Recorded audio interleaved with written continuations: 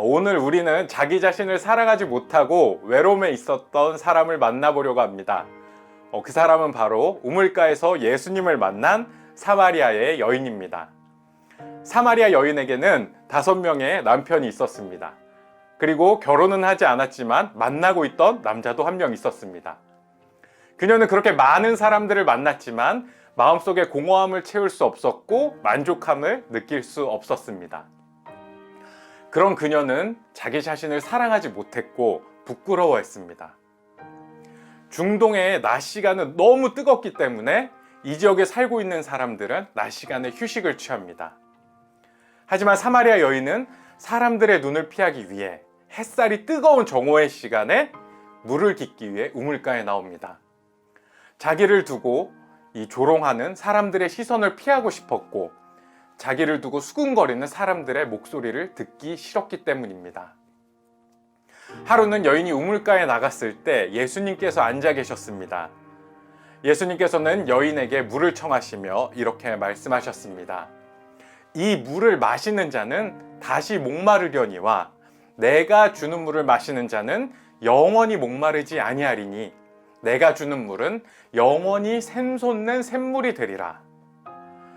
당시 유대인들은 사마리아 사람들을 부정하다고 여겼기 때문에 말도 걸지 않고 접촉도 하지 않았습니다. 게다가 사마리아 여인은 행실이 깨끗하지 못한 사람이었습니다. 하지만 예수님께서는 사마리아 여인에게 먼저 다가오시고 말 걸어주시고 그녀가 갖고 있는 이 갈증과 공허함을 영원히 해결해 주겠다고 약속하셨습니다. 예수님을 통해 여인은 참 평안과 위로를 느낄 수 있었고 그녀의 갈증과 공허함은 예수님의 사랑으로 채워졌습니다. 그녀는 예수님의 사랑을 통해 더 이상 갈증을 느끼지 않게 되었고 자기 스스로를 사랑할 수 있게 되었습니다. 예수님으로 인해 변화된 사마리아 여인은 더 이상 사람들의 눈을 피해 숨지 않았습니다.